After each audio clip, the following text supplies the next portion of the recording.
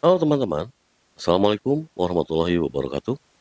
Selamat datang di Mindcalm Indonesia, di mana tempat kita belajar menenangkan pikiran, menyembuhkan diri, dan menemukan kedamaian dari dalam diri kita.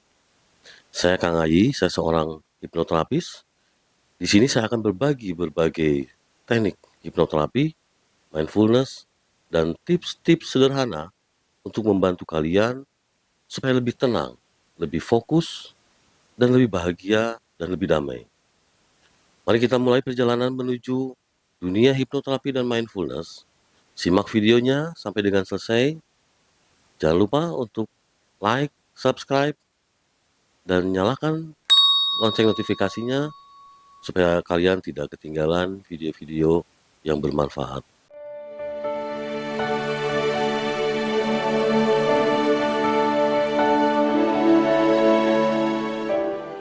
Pernah nggak merasa masa lalu seperti nggak mau lepas? Luka batin, trauma, atau kenangan yang menyakitkan yang bisa menghantui sampai bertahun-tahun tanpa kita sadari?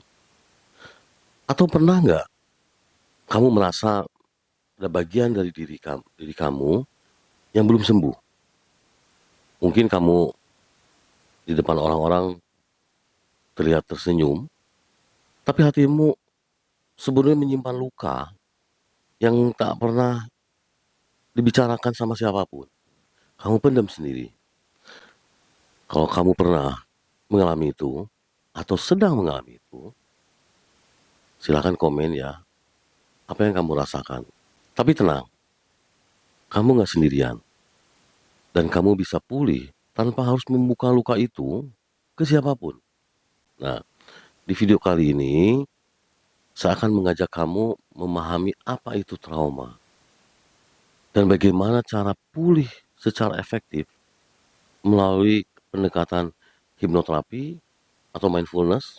Di video kali ini, cocok buat kamu yang merasa sering terpicu oleh hal-hal kecil. Jadi sering kamu tuh hal sepele aja bisa memicu kamu untuk entah emosi atau apapun ya. Terus buat kamu yang sulit mempercayai orang lain, yang punya kecemasan dan emosi yang tinggi, ya sehingga kamu sendiri nggak bisa kontrol, terus di saat sendiri tiba-tiba muncul ingatan masa lalu itu. Sampai kamu berkata pada diri sendiri misalnya, kenapa sih ini harus terjadi? Kenapa sih hidupku ini begini amat? Gitu. Atau kenapa gue harus ngalamin begini? Mungkin kalian pernah berkata seperti itu ke diri sendiri. Terus kalian ingin sembuh, tapi nggak tahu harus bagaimana. Nggak tahu harus dari mana mulainya. Nah, jadi tonton video ini terus sampai selesai. Bisa jadi video ini langkah awal buat kamu bisa terbebas dari masa lalu dan menuju hidup yang lebih damai. Tonton terus dan please jangan skip-skip karena bisa aja ada hal-hal penting yang buat kamu bisa memperbaiki diri dan terus kemudian terlewatkan. Nah, kalau video ini bermanfaat, ingat silahkan like, subscribe, dan share sekarang juga, dan nyalakan lonceng notifikasinya supaya kamu dapat video-video yang lainnya yang bermanfaat.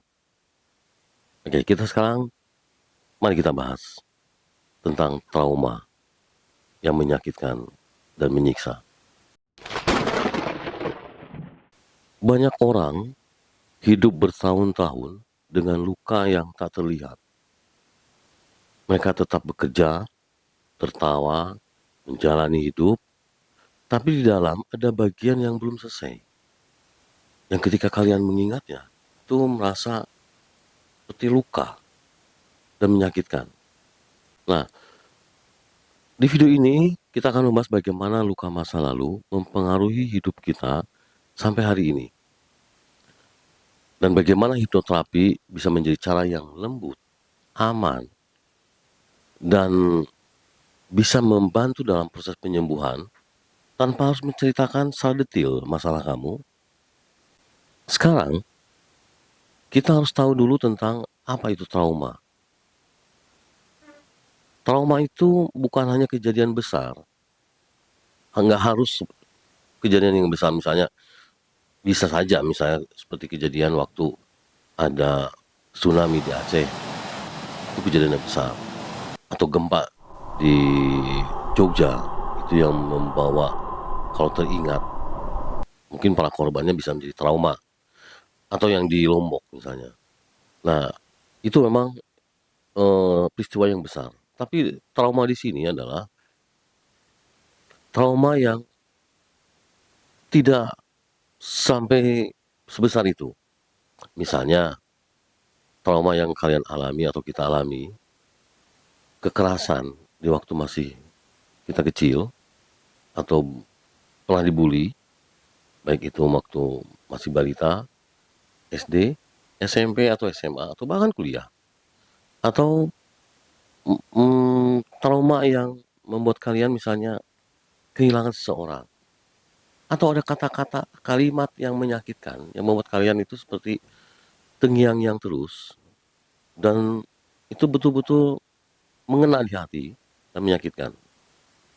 Nah, kalau kalian punya trauma, mungkin, mungkin ya, kalau ada yang mau berbagi sharing, yang memang ini tidak terlalu personal atau privasi, bisa kalian share, komen, atau bisa share ke saya secara personal. Nah, yang menjadi masalah adalah kenapa trauma itu masih selalu menghantui. Itu karena tersimpan di dalam pikiran bawah sadar kita. Jadi, pikiran bawah sadar ini menyimpan semua memori, apapun tentang apa yang kita lakukan, apa yang kita bicarakan, apa yang kita lihat, apa yang kita rasakan, apa yang kita dengar. Itu tersimpan di dalam memori kita dan itu adanya di pikiran bawah sadar. Jadi sama halnya dengan trauma, itu masuk ke dalam pikiran bawah sadar. Dan selama tidak disembuhkan, itu bisa mempengaruhi pikiran, emosi, bahkan sampai ke pilihan hidup kita. Nah, sekarang bagaimana? Kenapa trauma itu sulit untuk disembuhkan? Sebetulnya ada beberapa hal. Banyak kita menganggap trauma itu sebagai suatu hal yang, itu sudah lama terjadi. Jadi disepelekan. Jadi kita merasa bahwa itu akan hilang dengan sendirinya. Nah, tapi ketika perasaan itu atau teringat lagi, itu kita akan merasakan kecemasan atau emosi atau sedikit ketakutan atau merasa kecil hati, nggak berdaya. Nah, jadi kalau atau kadang misalkan berpikir bahwa sering waktu juga bisa lupa, ya. Terus kita sering menyepelekan karena dianggap itu pada saat itu kan terjadi apa-apa. Karena ketika misalkan kalian merasakan mengalami peristiwa satu yang membuat kalian trauma, mungkin pada saat itu kalian tidak merasakan apa-apa.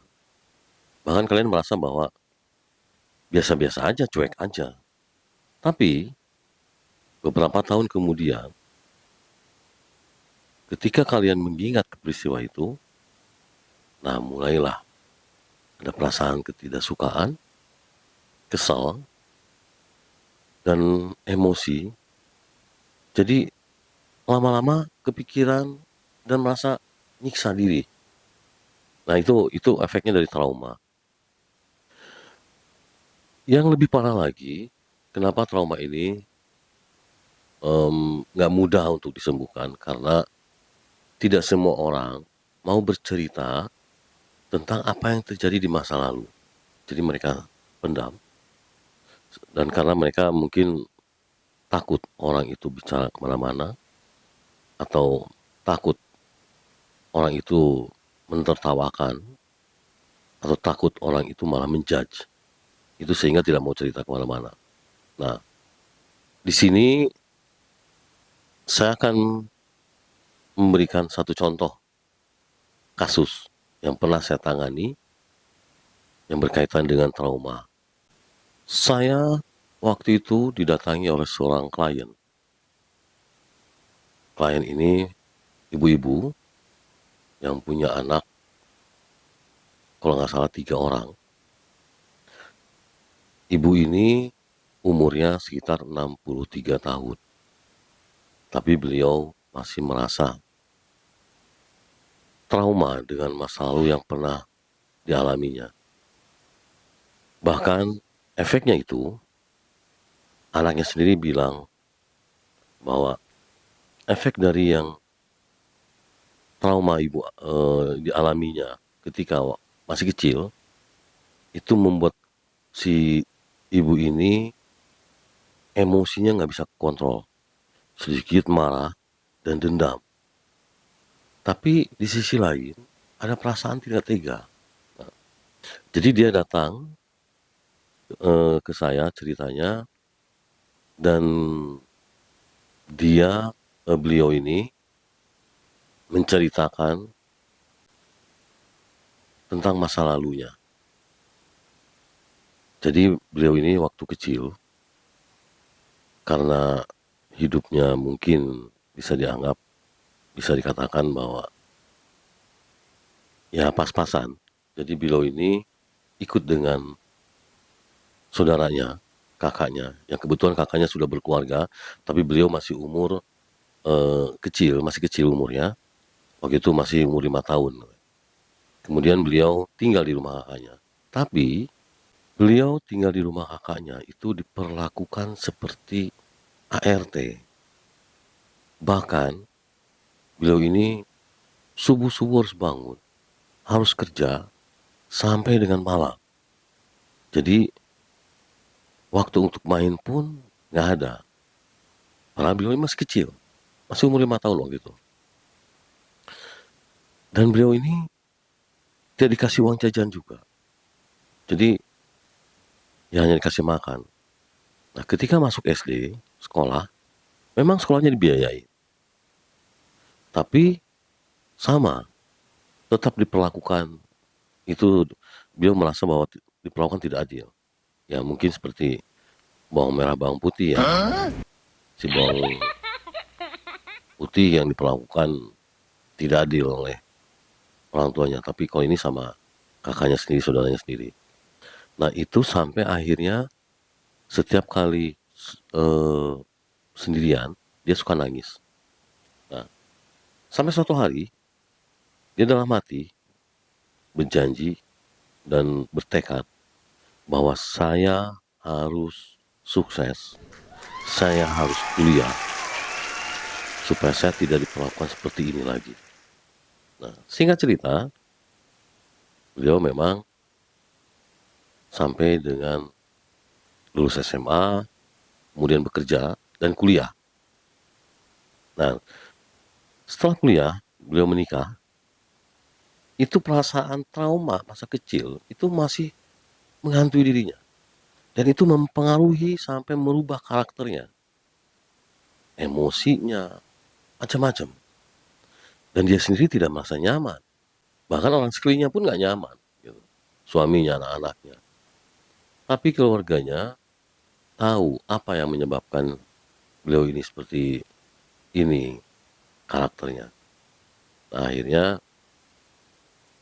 ketika ngobrol dengan saya coba untuk terapi apa yang diinginkannya, dan saya coba untuk memberikan penjelasan bahwa memberikan sugesti bahwa beliau harus menerima dengan ikhlas apapun yang terjadi di masa lalu, karena yang terjadi di masa lalu itu adalah hasilnya adalah seperti kita sekarang ini. Kalau kita sekarang ini bisa berhasil, apapun yang di masa lalu itu, seburuk apapun kejadian di masa lalu, itu sebetulnya menjadi motivasi kita menjadi orang saat ini. Itu jadi intinya. Dan kelebihannya, kalau peristiwa masa lalu ini jadikan motivasi. Tapi memang seperti ibu ini berdampak pada dirinya, berdampak pada emosinya dan karakter dan sifatnya sehingga ada perubahan. Oke, dengan metode hipnoterapi itu sebetulnya bisa disembuhkan, bisa dikembalikan, dan kita tekniknya itu adalah kita kembalikan ingatannya ke masa lalu, ke kejadian atau ke peristiwa ketika kita mengalami traumatik itu. Nah, ini salah satu metode di dalam hipnoterapi. Mungkin kamu tidak bisa mengubah masa lalu, tapi kamu bisa memilih untuk tidak terus terluka oleh masa lalu kita. Setiap orang punya hak untuk sembuh, termasuk kamu. Jadi, trauma itu ibarat kata tangan kamu atau kulit kamu ketusuk duri dan durinya tidak dikeluarkan. Jadi kalau misalkan tidak dikeluarkan, setiap kali disentuh itu sakit. Tapi ketika ingin dikeluarkan, kamu takut sakit. Padahal kalau dikeluarkan, ya itu kamu sembuh. Nah, masalah itu seperti itu. Jadi ketika kamu seperti ketusuk duri, tapi kamu tidak berani untuk mengeluarkannya. Jadi diamkan. Dan kamu merasa nyaman di dalam kondisi yang menderita. Itu trauma yang dialami hampir setiap orang ya. Kalau kamu merasa siap untuk memulai proses penyembuhan yang lembut dan aman, saya sebetulnya membuka sesi hipnoterapi baik online maupun offline. Jadi nanti infonya bisa lengkapnya ada di deskripsi video ini. Bagi kalian yang ingin diterapi terkait dengan bagaimana mengatasi atau mengelola trauma masa lalu, silakan hubungi saya via komentar atau nanti saya akan berikan nomor WhatsApp dan kita tidak harus ketemu, bisa via online. Sekarang saya akan coba memberikan satu tips kepada kalian, teknik pernapasan dan teknik untuk memberikan kedamaian kepada kalian. Oke.